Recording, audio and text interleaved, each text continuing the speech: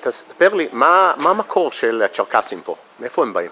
מקור הצ'רקסים שגרים בארץ, בשני היישובים כפר כמא וריחניה, הם מצפון הקווקז, בשטח שנקרא פעם צ'רקסיה, והוא מתחיל מאזור הים הכספי עד לחופי הים השחור, שהחל מ-1864 הוא נמצא תחת כיבוש רוסי.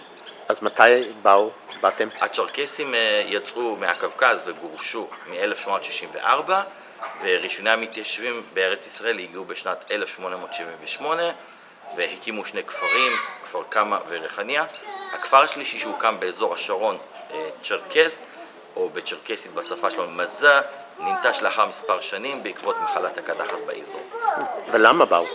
אנחנו באנו בעקבות רצח העם הצ'רקסי שבוצע בנו דרך האימפריה הרוסית, שבמהלך לחימה של 101 שנים כמחצית מהעם הצ'רקסי נרצח, ולמעלה ממיליון צ'רקסים שנותרו שהם סדר גודל של מעל 90% מהעם הצ'רקסי גורשו ממולדתם.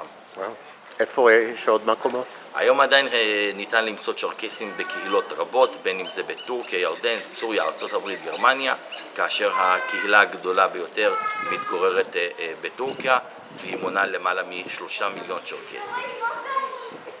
ואתם מדברים שפה צ'רקסית, נכון? עדיין. כאן פה בארץ, בכפר כמא ובריחניה, השפה הצ'רקסית היא שפת האם, כולנו דוברי השפה בינינו לבין עצמנו, עברית, אנגלית, ערבית, הן שפות משניות שאנחנו לומדים לצורכי השכלה ולצורכי תקשורת. בעברית שלך מעולה. איך הערבית? אנחנו גם יודעים ערבית, אנחנו למדים בבית הספר, וככל שמתקשרים גם הערבית הופכת לרמה מאוד טובה. בתי הספר שלכם? בתי הספר שלנו, שפת ההוראה והחינוך היא בשפה העברית לצורכי השכלה ואקדמיה. הבנתי. ואתם מוסלמים? אנחנו מוסלמים בדת, זה עם שהחל את דרכו כפגני, ואחרי זה המיר את דתו לנצרות, מאזור המאה החמישית עד למאה ה-15 וה-16, ששם העם נחשף אל דת האסלאם, ומאז בהמרה של שנים, וכיום רוב העם הצ'רקסי ברחבי העולם הוא מוסלמי סוני.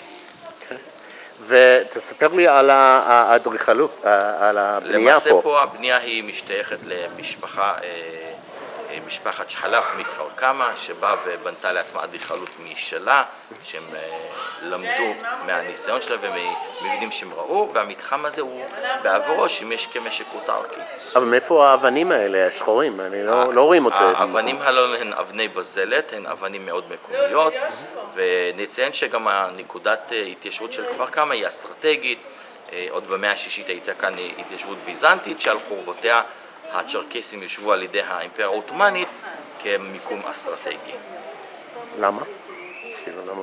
מיקום אסטרטגי, אנחנו מדברים על ציר שהוא על דרך בין הים. מי למי, כאילו? למעשה היו פה לא מעט כנופיות, ובמקביל גם היה פה ציר מסחר, דרך הים. חאן תוגרים הכי גדול בארץ היה במרחק של 2 קילומטרים מכאן, מערבה, ולכן הצ'רקסים שהם היו בעלי מיומנות מאוד גבוהה של לוחמים, הובאו לכאן כדי לבוא ולשמור ולעשות סדר, כפי שהם עשו את זה גם ברמת הגולן, בירדן ובמקומות אחרים. גם בגולן, לא ידעתי. יש לך שאלה? השפה שלכם, מה המקור שלה? השפה הצ'רקסית היא למעשה שפה ראשונית, כלומר זו שפה שהומצאה על ידי הצ'רקסים, בטרם הם באו במגע עם עמים אחרים. האופייני לשפות כאלו היא האונומטופיה, תצליל בשפה העברית, שפשוט תחילה הם תיארו את המתרחש, פירשו צלילים וכן הלאה, ולכן זה אחד הדברים העיקריים והבסיסיים שמאפיינים שהשפה הזו היא עצמאית והיא לא דומה לשום שפה אחרת בעולם. מה את עושה שזה קשור לצ'רקסית, להיות צ'רקסית? מה את עושה בבית? מה אני עושה בבית? כן. נגיד תבשילים, מוזיקה.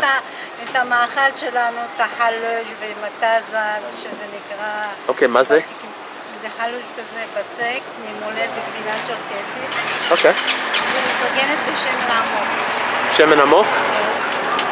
אוכלים את זה ריבה, אם אתה רוצה, או שככה חם.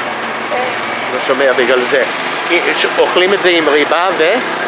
אם אתה רוצה עם ריבה, אם אתה רוצה תה חם. עם תה חם, אוקיי. בבוקר.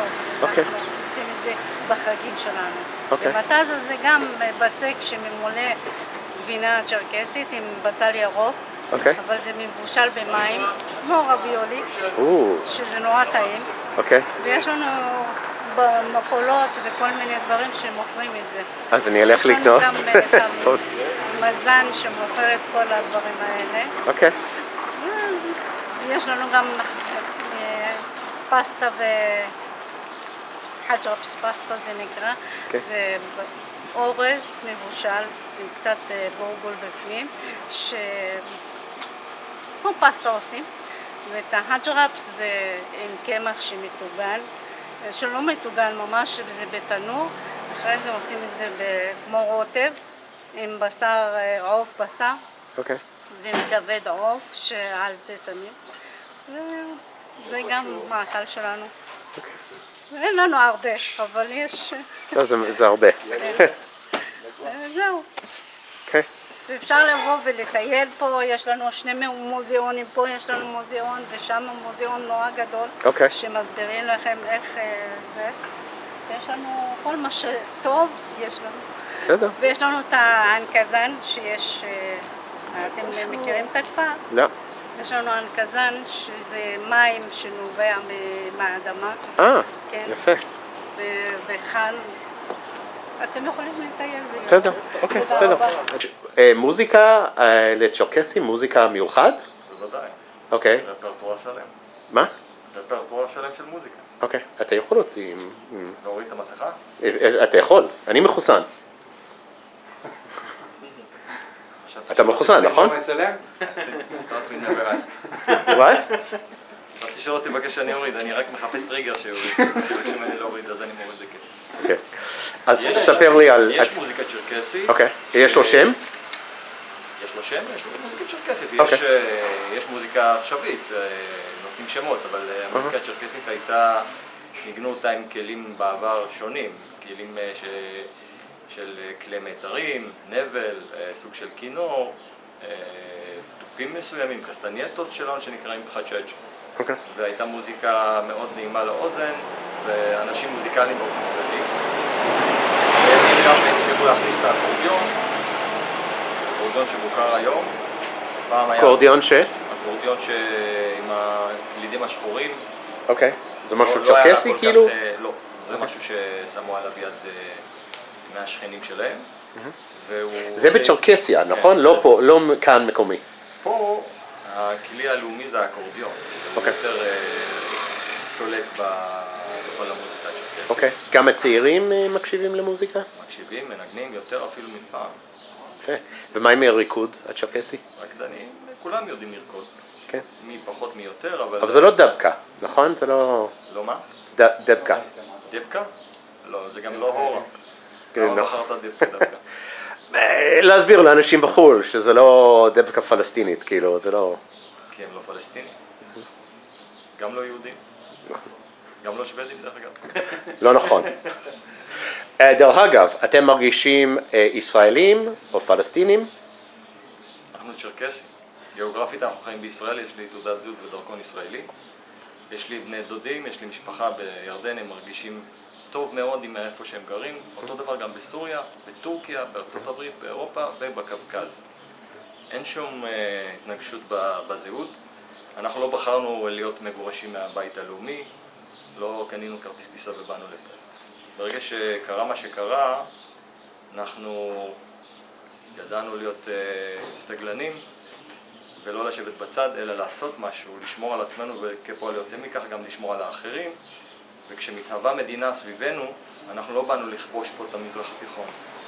כשהתהוותה מדינה, גם פה, גם בירדן, גם בסוריה, פשוט הפכנו להיות חלק בלתי נפרד מאותה אוכלוסייה. ואני ישראלי ללא שום תנאי, אני לא שואל לאף אחד. אם זה לחו"ל, סליחה שאני... אם זה לחו"ל, למה לא באנגלית? אפשר באנגלית. אתה תעשה אוקיי, תורך אחרי זה.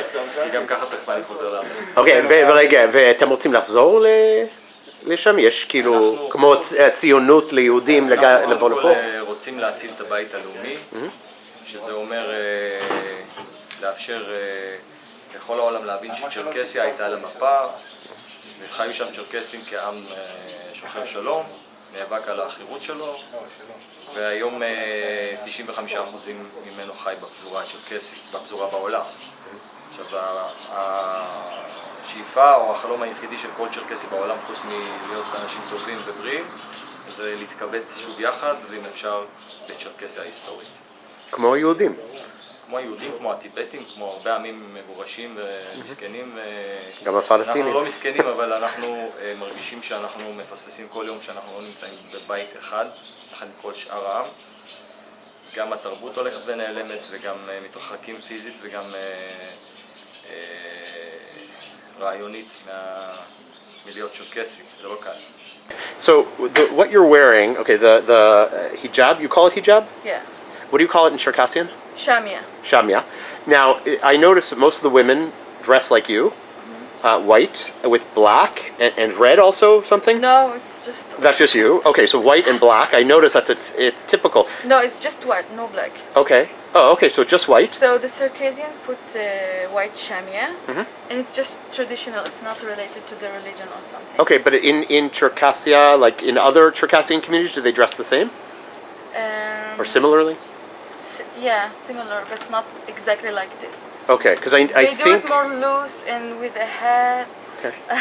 So this is typical of Circassians in Israel? In Israel, yeah. Okay, and I notice that Druze women also wear something similar. Yeah, but it's not related. Oh, no? Okay. No. Do you guys, Circassian, do you intermarry with other groups? Or only intermarry, I mean? Circassians,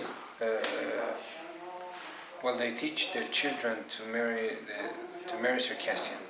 When they grow up, they say, try to marry Circassian, try to keep your language and tradition. But when they grow up, we cannot decide for anyone what's going on in their heart. So if they want to marry outside the community, we won't banish them and we won't outcast Not like the them. Druze. But we're gonna welcome them and invite them to live among us. In the last 150 years, it happened maybe 50 times. So it's rare, and this open approach worked for us more than assimilating in the majority group. So most of these couples decided to live in Kfar Kama, and the older ones, their children were grown in the village, so they already got married in the village. Who are they most likely to intermarry We with? have examples from Arabs, from Jews, from, you can count them by Bosniaks? hand. Bosniaks as well? Bosniaks, you have somebody from Russia, somebody from South America, so it's about 50 cases in 150. The Bosniaks and the others also, you don't consider them as others, rather as Circassians. They speak Circassian, Oh, Bosniak and Circassian is the same language? No, but after they married to Circassians. Okay.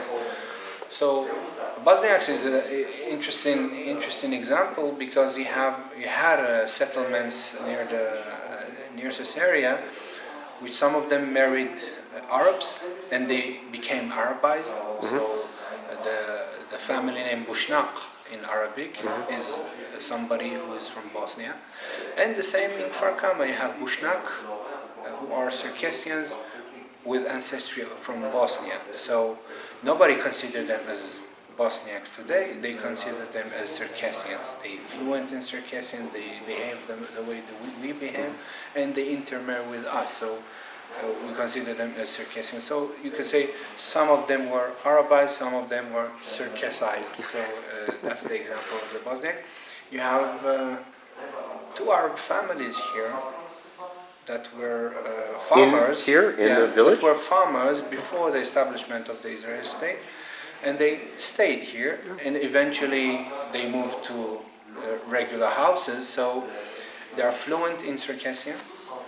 You wouldn't recognize them from the way they speak on the phone, but when you look at them, you would probably know that they are not Circassians from the way they look. So this is another example, and it's common, traditionally speaking, among the Circassians, it's a common thing, even though in the diaspora it was in less level, but in the Caucasus you have an example of Armenians that became, so to speak, Circassian, and there is a term for these Armenians. The scholars say there are Circassians and there are Circassogarians. Circassogarians are the Armenians who changed their language and tradition to Circassian language and tradition, but they kept their Christianity. So today this unique ethnic group is being assimilated in Russia because they're marrying other Russians, so other Christians. So the older guys in the villages still know Circassian, but the young girls are living in the village, so they are assimilated. So the Circassians are a whole ethnic group that were assimilated among the Circassian, let alone a few here and there families that were intermarried with Circassians. So this open approach is common among the Circassians, even though they are zealot and very eager to keep their tradition and language. They are very open to other people, as long as you would, live among us the way we live, speak the way we speak, and behave the way we behave. That's basically it. Any other questions? Divorce rates, with the assimilation. Divorce rates are very low, even compared to the Israeli rate, which is lower than the OECD rate, for example. Sorry. Traditionally speaking, Circassians, it's not Catholic marriage. You can divorce if it's not working. It's Islam. It's not working. Sunni Islam. Yeah, before I'm talking about before Islam, before Christianity, even traditionally speaking, for the Circassians, if it's not working, it's not working. It's better to divorce instead of keeping the couple, sad or fighting all his life. So divorce was always an option for Circassians. But until today, doesn't matter what religion they had, the percentages were very low. And maybe in the last 20 years, you see some kind of peak for us, but it's still very low. So from 2, when you jump to 5, it's quite a jump. But Everyone talks. It's very low, right? So compared to 50% or even 40% divorce rate, it's very, very low. So you see a couple, you say, they're probably going to get old together, these two. So it's very, very rare. But again, if they divorce, they're not used commodity, God forbid. They are remarried again. Once it was for the widow and the widower. If you know somebody and I know somebody and we want to remarry them again, we would help them. Unlike, the bachelors who had long period of courting, and it's quite complicated for the Circassians. But when you had cases of divorces and divorcees, we started to approach them in the same way we used to do with the widowers, and you could see sometimes higher rates of divorced guys who married outside the village with Circassians from Jordan, or so late marriage and divorces are fixing it with that way. But it's okay here. They remarry and bring children. So it's not that common, but it is a thing. Okay.